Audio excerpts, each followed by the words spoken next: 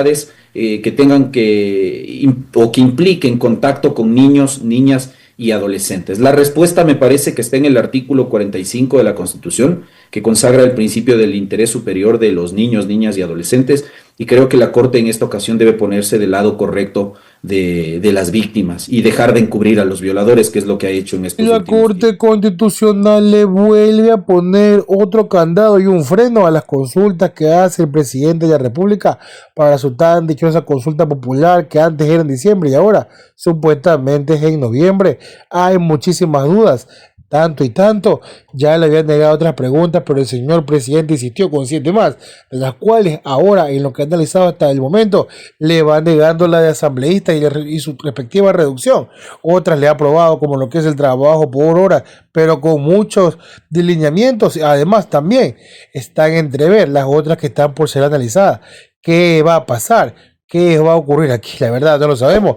Ahora sonando mucho lo que el presidente llamaría una constituyente. Déjanos un like, comparte video, suscríbete a YouTube, síguenos en las redes, pasemos a ver la nota. Desde su respetable opinión, si estas nuevas preguntas, tal como han sido concebidas y reformuladas, tendrán la venia y la luz verde de la Corte Constitucional. Desde mi punto de vista, de las 7 preguntas que el jefe del Estado remite hace un par de días a la Corte Constitucional, hay 3 que creo que deben ser calificadas por la Corte. Justamente son las 3 respecto a las cuales el presidente hace de algún modo un replanteamiento, una morigeración, alguna modificación en comparación con la propuesta inicial, y eso desde mi punto de vista hace que la Corte deba dar paso. Me refiero en primer lugar a la pregunta del registro de violadores con condena ejecutoriada. El presidente decide quitar la propuesta de castración química que recibió de algún modo una observación. Desde mi punto de vista, como conversamos con usted hace un par de días, sin mayor justificación jurídica, sino más bien basada en sesgos y prejuicios ideológicos que tiene la Corte en los temas que no son de gusto y de la agenda de sus integrantes. Pero el presidente ha hecho bien en mantener la propuesta del registro de violadores.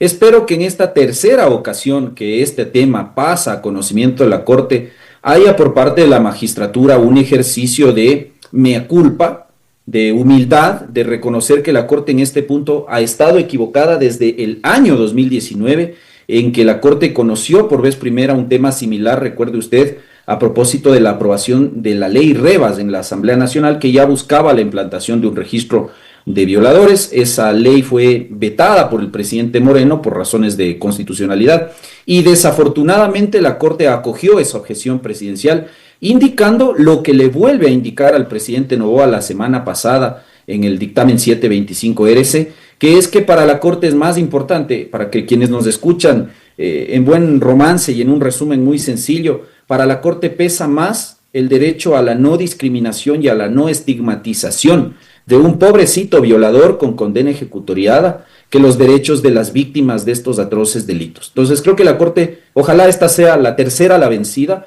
en que la Corte, porque en esto el presidente creo que no ha cometido errores, la Corte se aleje de estos nefastos precedentes de 2019 y del precedente de la semana pasada. Lo puede hacer con base en el artículo 2, número 3 de la Ley de Garantías Jurisdiccionales, y dé paso a esta pregunta que de algún modo está más concreta, está mucho más específica, porque lo que plantea el presidente es que haya un registro de violadores con condena ejecutoriada para impedir que esta gente, luego de cumplir la condena, realice actividades que tengan o que impliquen contacto con niños, niñas y adolescentes. La respuesta me parece que está en el artículo 45 de la Constitución, que consagra el principio del interés superior de los niños, niñas y adolescentes, y creo que la Corte en esta ocasión debe ponerse del lado correcto de las víctimas y dejar de encubrir a los violadores, que es lo que ha hecho en estos últimos tiempos con esta clase de pronunciamientos. Esa pregunta me parece que debe ser calificada, igual que la del CPC. El tema de los casinos también es interesante porque no sé cómo lo van a reformular. No sé cómo van a reformular este tema a sabiendas de que sí implicaría un conflicto de intereses. Ya vamos a ver cuántos hoteles de 5 estrellas están vinculados, directa o indirectamente, o estaban vinculados a gente del Ejecutivo. Gabriela Sommerfield, por ejemplo. Gabriela Sommerfield fue gerente del Hotel Le Parc, hotel donde iba a dormir José de la Gasca cuando era ministro, hotel donde se reúnen personalidades del gobierno nacional. no será ese conflicto de intereses. Casi a diario va a ese hotel Gabriela Sommerfield. Así tuvo que ser desde el principio. Mire, el gobierno no se rinde y ha mandado un nuevo petitorio de preguntas, entre las cuales están 4 de enmienda, pero vía referéndum, y 3 de plebiscito, es decir, de consulta directa. Esperamos que la Corte, con estas modificaciones, no vuelva a darle la espalda a los ecuatorianos, no al gobierno, porque es insólito, por ejemplo, lo que ha pasado en el tema del registro de violadores, que existe en muchos países, pero aquí la Corte dice que hay que proteger a los violadores, no a las víctimas de esas personas. Así que esperemos que haya sensatez, un poco de sentido de país. Las preguntas no deberían tener ningún tipo de oposición y, como le digo, hay que entender el procedimiento planteado, porque hay confusiones. Muchos creen que esas preguntas vienen a la Asamblea Nacional, y a la Asamblea Nacional, cuando es iniciativa del presidente, solo vienen vía reforma parcial, como sí fue el petitorio inicial en el tema del registro de violadores. Quitarle facultades al Consejo de Participación Ciudadana a través de la pregunta y quizá después tramitar la supresión del Consejo acá en la Asamblea, legislador. No, es una pregunta que, tal como está planteada, va directo a a un referéndum, es decir, los ecuatorianos se deberían pronunciar. Acuérdese usted que en el pasado hubo ya 2 reformas vía asamblea para quitarle facultades al Consejo de Participación que no prosperaron en la asamblea. Eso pasó, me parece que en la asamblea del 2021 al del 2017 al 2021.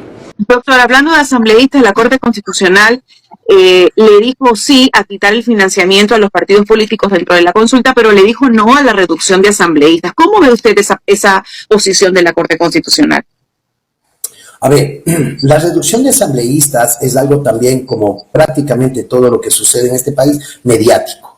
Entonces, como todo el mundo les tacha de vagos, que ganan $5,000 sin hacer nada, que cuesta $14,000 mantener un asambleísta, y ven la calidad de asambleísta, ¿cuál es el posicionamiento dentro de la población de lo que es un asambleísta? Es que lo que es, no en verdad un vago. Pero, ¿cuál es el problema de esto? ¿Ya? Entonces dice, reduzcamos. Entonces la gente, bravo, aplaude, sí, bravo, reduzcamos los asambleístas. ¿Cuánto se van a evitar reduciendo el 30% de asambleístas? ¿Cuál es el ahorro? ¿Saben? Estamos hablando de $600,000 al año, que en el presupuesto general del Estado no es absolutamente nada, ¿no es verdad?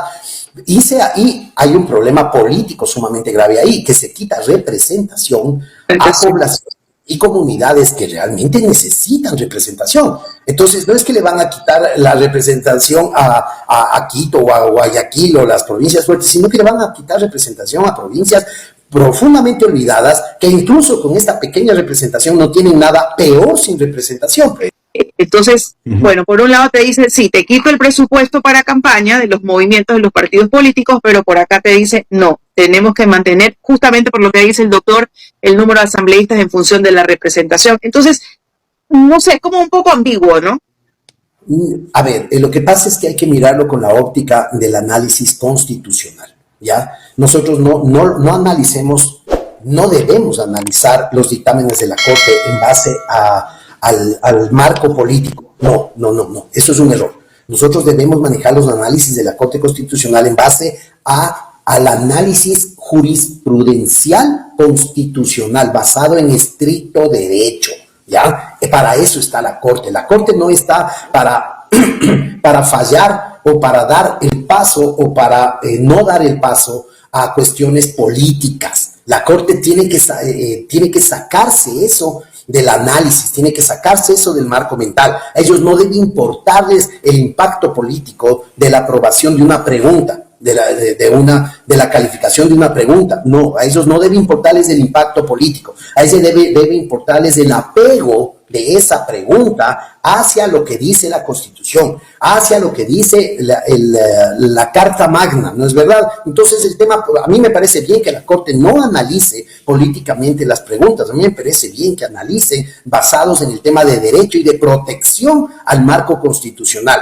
Entonces, la respuesta es esta, Carlita, de que una de las preguntas, la que usted menciona, está dentro del marco constitucional. Entonces la Corte, así no sea política, así no suene ilógico, es una pregunta que está aprobada dentro del marco constitucional, le guste a quien le guste, o no le guste a quien no le guste, ¿ya? Y si otra pregunta no está dentro del marco constitucional, así sea una pregunta que para el común de la población sea profundamente lógica, o sea, que políticamente incluso podría darse, que no es el caso, que sea una pregunta necesaria socialmente.